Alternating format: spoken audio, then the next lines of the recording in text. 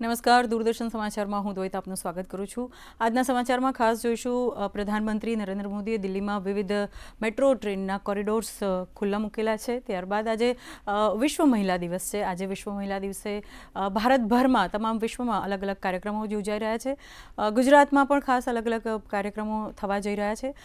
બીજા સમાચાર એ છે કે મુખ્યમંત્રી ભૂપેન્દ્ર પટેલે અમદાવાદ મ્યુનિસિપલ કોર્પોરેશનના વિવિધ વિકાસ કામોના લોકાર્પણનું કાર્ય આજે કાર્યક્રમમાં ઉપસ્થિત રહ્યા છે અને વિવિધ જે મ્યુનિસિપલ કોર્પોરેશન્સ છે તેનો કાર્યભાર હવે એડમિનિસ્ટ્રેટિવ બોડીના હાથમાં જઈ રહ્યો છે, કારણ કે 5 વર્ષ હવે ચૂંટણી પત્યાને પૂર્ણ થઈ ગયેલા છે તેના માટે.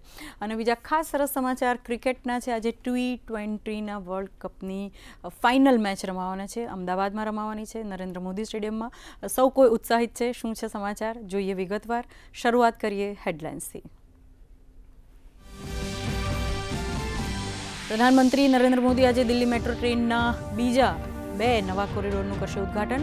દિલ્હી મેટ્રોના 5મા તબક્કા હેઠળ 3 નવા કોરિડોરનો કરશે શિલાન્યાસ. તો પીએમ મહિલાઓને સોંપશે નવા ક્વાર્ટર્સની ચાવી.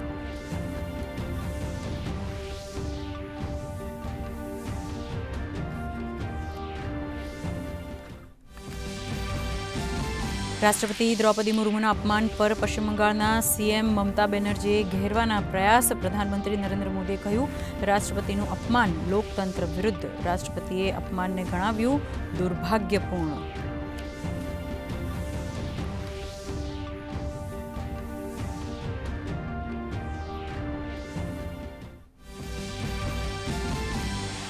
આજે આંતરરાષ્ટ્રીય મહિલા દિવસે રાષ્ટ્રપતિ દ્રૌપદી મુર્મુએ મહિલાઓને પાઠવ્યા અભિનંદન.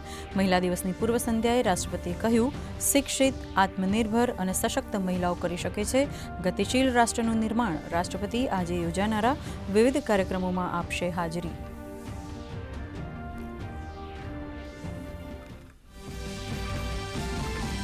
અમેરિકાના રાષ્ટ્રપતિ ડોનાલ્ડ ટ્રમ્પે કહ્યું, ઈરાનના નેતાઓ સાથે કોઈ પણ પ્રકારની વાતચીત શક્ય નથી. ટ્રમ્પનો બ્રિટનના પીએમને પણ ટોણો. કહ્યું, અમારે તેમની જરૂર નથી.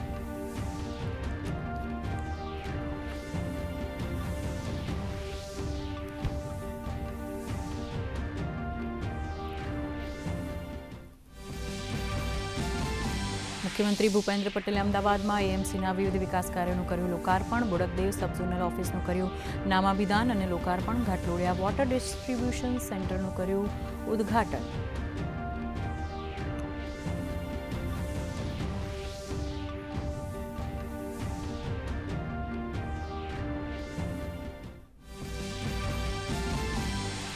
રાજ્યની મહાનગરપાલિકાઓમાં નવા વહીવટદારોને સોંપાયો ચાર્જ. એએમસીમાં અગ્ર સચિવ મુકેશ કુમાર, વીએમસીમાં GUVNLના એમડી શાલિની અગ્રવાલને, એસએમસીમાં અગ્ર સચિવ મિલિંદ તોરવણે, તો બીએમસીના સચિવ હર્ષદ પટેલને સોંપાઈ જવાબદારી.